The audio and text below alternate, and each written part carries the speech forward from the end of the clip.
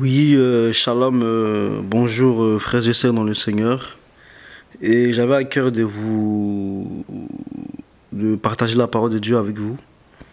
Donc, on connaît tous cette parabole, ou du moins cette histoire de cette femme samaritaine dans Jean chapitre 4. Je ne vais pas lire tous les chapitres, mais on connaît un peu l'histoire.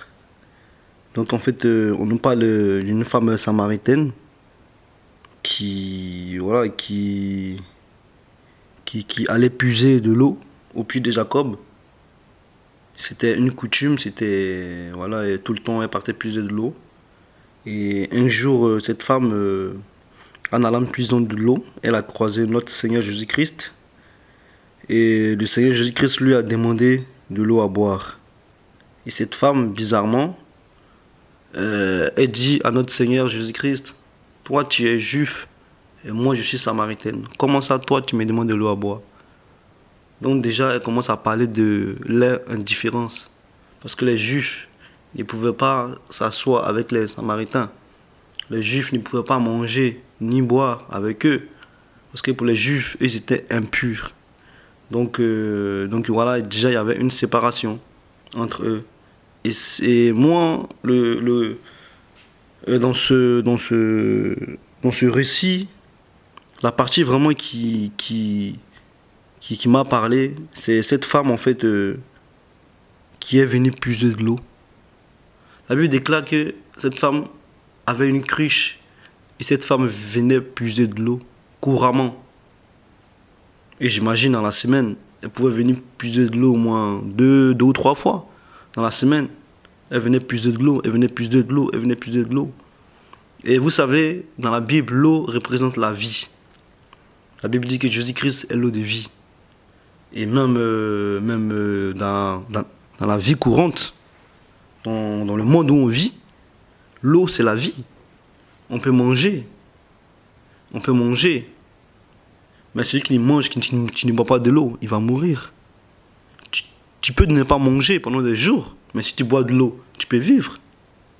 Ben, essaye de ne pas boire de l'eau pendant un jour, 2 jours, 3 jours. Tu vas commencer à avoir des sérieux problèmes. Mais si tu ne manges pas pendant une semaine, 2 semaines, même un mois, que tu bois de l'eau, ça va aller. Donc l'eau est la vie. Et ici, cette femme samaritaine symbolise chacun d'entre nous. Que ça soit croyant ou païen. Chacun d'entre nous est ici comme cette femme samaritaine. Qui vient puiser de l'eau. Puiser de l'eau est devenu son habitude. Est devenu sa vie. Et chacun d'entre nous ici représente la femme samaritaine. Et sa cruche, l'eau, représente la vie de chacun d'entre nous. Cette femme venait puiser de l'eau car de l'eau manquait. Elle était insatisfaite. C'est pour cela qu'elle venait tout le temps puiser de l'eau. Parce qu'elle manquait de l'eau. Et même quand on lit plus loin, la Bible déclare que cette femme avait beaucoup de maris. Avait beaucoup de maris. Donc déjà, voilà, elle vivait dans la débauche. Voilà, elle vivait avec les maris d'autrui. Donc déjà, cette femme, déjà, voilà, sa vie était compliquée. Que la vie de chacun d'entre nous. Chacun mène une vie. Chacun travaille. Chacun va au travail. Chacun, voilà, a une vie stable ou pas stable. Et on voit que, en faisant tout ça, on manque quelque chose. On voit qu'en faisant tout ça, il y a quelque chose qu'on n'a pas. On peut avoir un bon salaire. On peut avoir des fois une bonne santé. On peut être bien. Mais en dedans de nous, on sent quelque chose. On sent en fait un vide, un manquement. Et chacun d'entre nous, on cherche, on va travailler. En fait, on est à la recherche. Quand cette femme samaritaine qui vient puiser de l'eau, qui vient puiser de l'eau, et elle sait que, parce qu'en fait, elle vient puiser de l'eau et elle se dit, ça sert à quoi? Parce que, voilà, dans 2 jours, je viens encore puiser. Donc en fait, elle puisait de l'eau avec un chagrin. Et chacun d'entre nous peut vivre une vie avec un chagrin. Une vie semblable, être heureux. Toi qui n'as pas encore Christ. Parce que ceux qui ont Christ, je crois qu'ils vivent une vie heureuse en Christ. Mais ceux qui n'ont pas encore croisé Jésus-Christ dans leur vie, ou même les chrétiens qui n'ont pas vraiment croisé Jésus, qui sont religieux, ils peuvent faire les religions, ils peuvent aller à l'église, etc. Faire tout ce qu'ils veulent. Mais si vraiment ils n'ont pas encore croisé ce Jésus, ils ont un manque terrible. Un manque. Ils peuvent venir à l'église, ils peuvent faire des bonnes actions, mais il y a quelque chose qu'ils n'ont pas encore rencontré. Et heureusement pour cette dame, ce jour-là, elle a rencontré le roi des rois. Comme chacun d'entre nous, chrétiens, le jour où on a rencontré Jésus-Christ était un jour merveilleux, un jour inoubliable. Et cette femme a rencontré le maître. Et bizarrement, le maître lui demande de l'eau à boire. Truc étonnant. Cette femme vient puiser de l'eau et Jésus-Christ lui demande de l'eau à boire. Bien aimé, quand j'ai lu la première fois ce passage, je n'avais pas compris. J'ai lu, j'ai relu et par la grâce de Dieu, j'ai compris. En fait, Christ lui demandait sa vie. Parce que l'eau symbolise la vie. Christ disait, donne-moi ta vie. Elle n'avait pas compris. Elle disait, mais comment, toi, tu me demandes de l'eau à boire, etc. Toi, tu es juif, etc., etc. Christ dit, non, donne-moi ta vie, c'est ta vie que je veux. Bien aimé, Jésus-Christ veut notre vie. Il nous veut, nous. Parce qu'il nous voit malheureux. Il nous voit que malgré qu'on vit dans ce monde, on peut travailler, etc. On peut être occupé, on peut avoir un bon salaire. Mais il y a quelque chose qui est en nous qui ne va pas et lui, il le sait. C'est pour cela, si tu passes sur cette exhortation, si c'est pour ta première fois que tu écoutes ou tu n'as pas Christ dans ta vie, Jésus-Christ, à l'instant même où tu écoutes, veut ta vie. Il veut que tu lui donnes ta vie. Il voit tes pleurs, il voit tes cris, il voit tes gémissements, il voit tes manquements. Oui, il voit tout cela. Et c'est pour cela qu'il est venu aujourd'hui, maintenant, là, pendant que je te parle. Il te dit, donne-moi ta vie.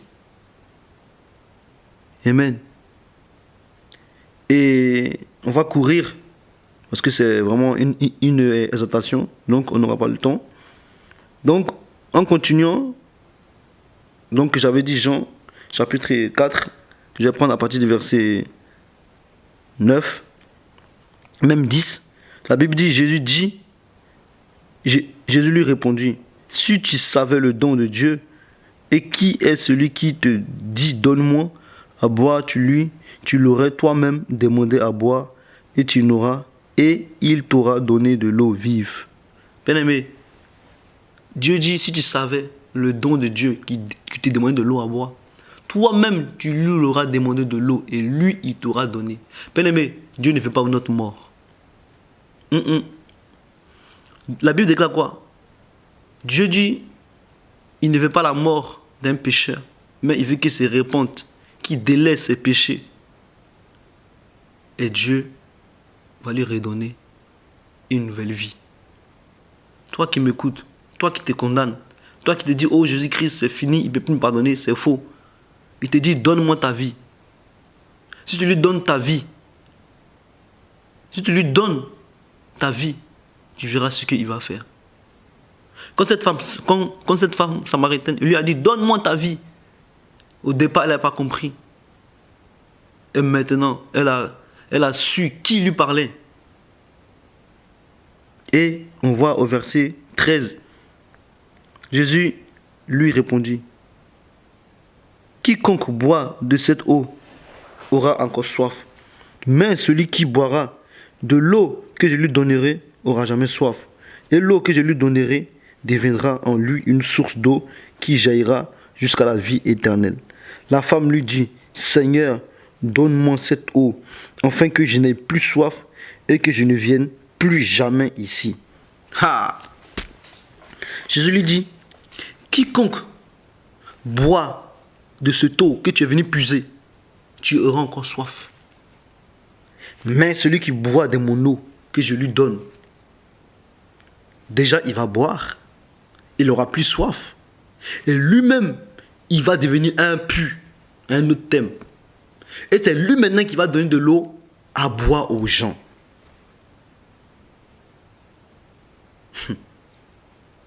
Vous voyez un peu? Et cette femme samaritaine a dit quoi? Seigneur, donne-moi de cette eau, que je n'ai plus jamais soif et que je ne revienne plus ici puiser de l'eau. Et Dieu lui a donné et lui a dit va. Et quand on continue au verset 28, la Bible dit que cette femme samaritaine a jeté sa cruche et elle est rentrée chez elle. Bien-aimé, il est temps que tu jettes ta cruche. Il est temps que tu mènes tes soucis au pied du Maître. Il est temps que tu fasses confiance à Jésus-Christ. Car Jésus-Christ t'apporte la vie. Il t'apporte la paix. Il t'apporte l'amour. Il t'apporte la joie. C'est lui l'eau de vie. Le truc qui te manque, c'est Jésus dans ta vie, dans ton cœur. Si tu donnes ta vie à Jésus, toi-même tu seras une source de bénédiction pour ta famille. Une source de joie, une source d'amour, une source de paix pour tes proches. Les gens viendront vers toi. Pourquoi? Parce que tu es une source. Et toi-même, tu vas les donner de l'eau à boire. Si on poursuit ce passage, on va voir que dans le verset 40 là-bas, la femme samaritaine, quand elle est entrée dans son village, elle a commencé à prêcher. Elle a commencé à témoigner ce que Jésus-Christ a fait dans sa vie. Et la Bible dit que toute la ville de Samarie, ils ont cru. Et ils ont dit, on veut voir ce Jésus. Montre-le nous pour qu'on le voie. Bien-aimé, notre vie peut changer les vies de notre proche. Ta vie peut changer la vie de ta mère. Ta vie peut changer la vie de ton frère. Ta vie peut changer la vie de ton ami.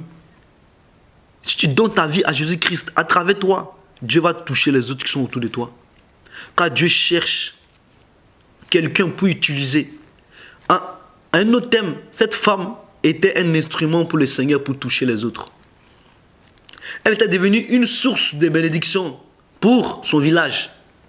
Car à travers elle, je pense que j'ai la foi, que tous les gens qui l'ont écouté, ils ont accepté Christ. Pourquoi? Parce qu'eux, ils l'ont dit, maintenant on ne veut plus t'écouter. Maintenant là, on veut écouter celui que tu parles là, Jésus-Christ là, nous on veut le voir. Et la Bible dit que quand ils ont vu Jésus-Christ, ils ont dit qu'on ne croit plus parce que tu nous as parlé de lui.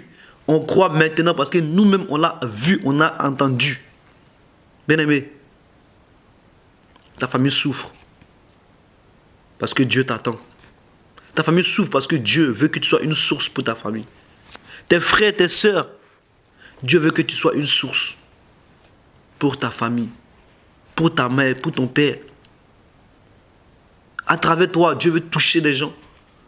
À travers toi, Dieu veut toucher ta famille, ta grande famille. Dieu veut toucher ton père, ta mère, tes sœurs.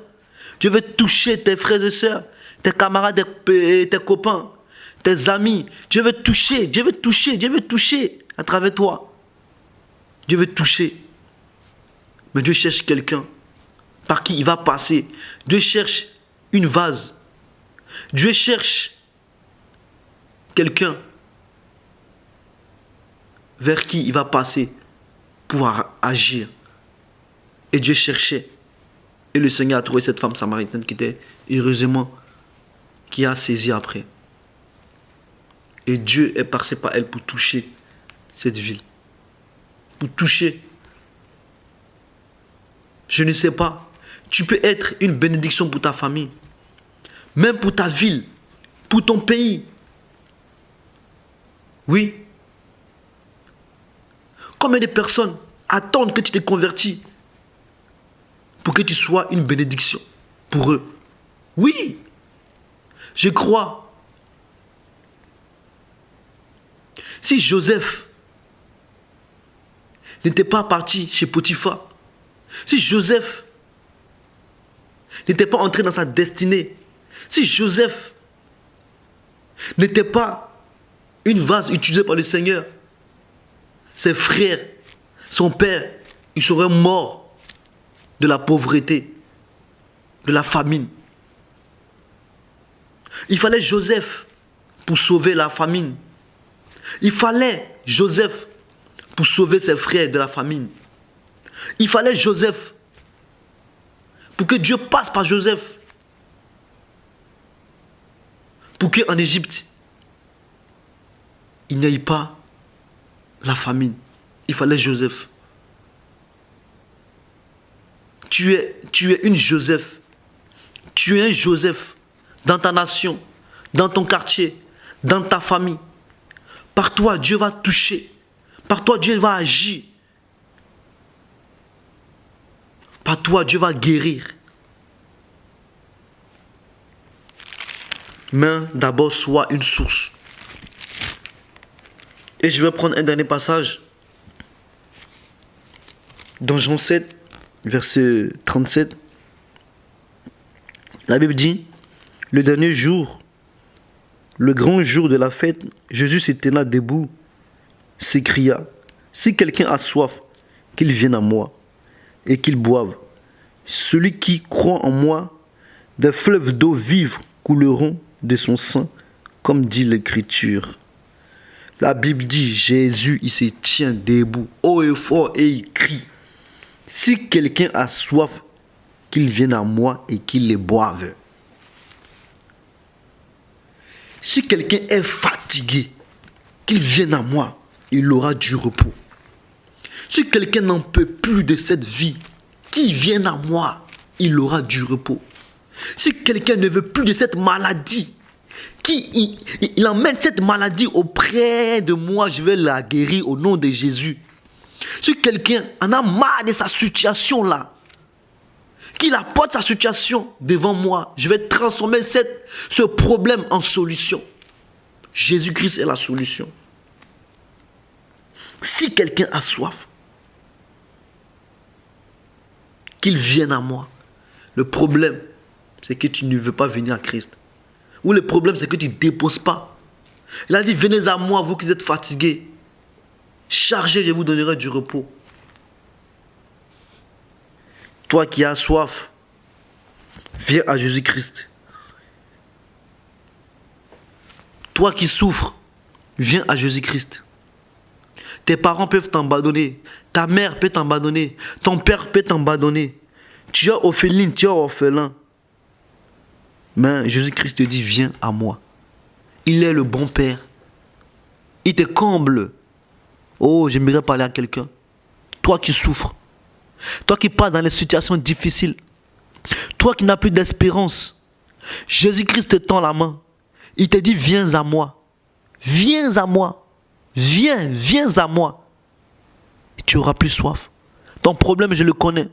Ta souffrance, je connais. Tes soucis, je connais. Tes cris, jour et nuit, je connais. Quand la Bible dit, il ne dort ni ne sommeille. Il est l'alpha et l'oméga. Il est le commencement et la fin de toutes choses. Il connaît tout, il sait tout. Il entend tout. Il te connaît. Il a dit, quand tu étais dans le ventre de ta mère, tu étais qu'une vide informe.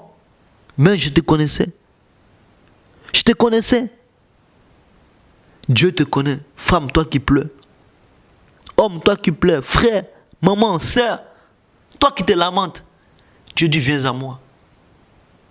Viens, je suis le rocher. Viens, je suis la manne. Je suis le pain de vie. En moi, il y a la vie. En moi, il y a la paix. En moi, il y a l'amour. Toi qui en as marre de ta maladie, Jésus-Christ te dit, viens. Il est le médecin par excellence. La médecine t'a condamné. Jésus-Christ te dit, viens à moi. Je suis le médecin par excellence. Toi qui es stérile, Jésus-Christ, il a dit, viens, je te donnerai une famille. Oh, Jésus-Christ, parle à quelqu'un. Parle à quelqu'un. Parle à quelqu'un. Viens à lui. Celui qui croit en moi, les fleuves d'eau vifs couleront de son sein. Si tu crois en Jésus-Christ, tu auras la vie éternelle. Jésus-Christ est la parole. Jésus-Christ est la vie.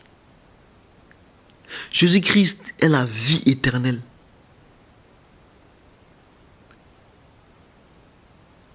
Oh, toute solution se trouve en lui. En dehors de lui, il n'y a pas de solution. En lui, toute solution.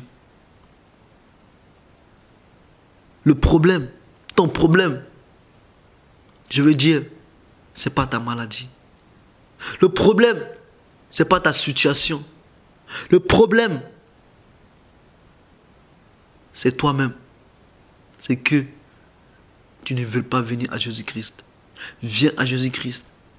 Et ton problème aura une solution. Viens à Jésus-Christ.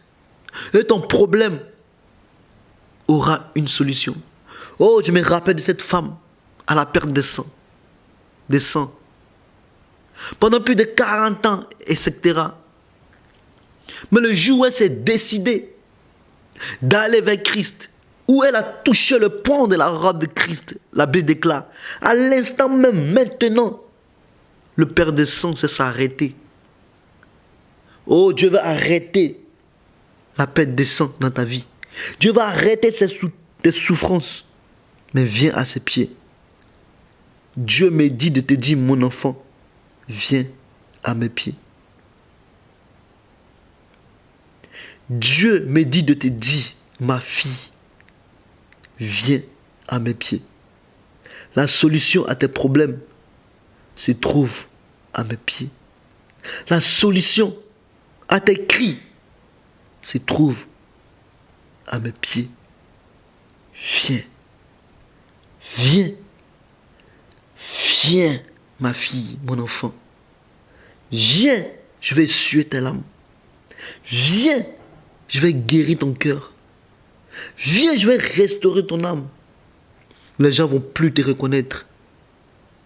Je vais prendre soin de toi. Je vais t'élever. Les hommes vont changer de langage à ton travers. Les gens vont s'étonner de ce que je vais faire avec toi. Tu seras une fleuve. Tu seras une bénédiction. Mais viens à mes pieds. Viens à moi. Saisis cette parole au nom de Jésus-Christ.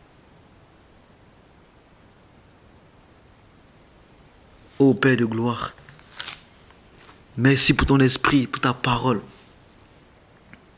Jésus-Christ est la vie. En dehors de lui, il n'y a pas de vie. Il est l'eau de vie. Il est la parole.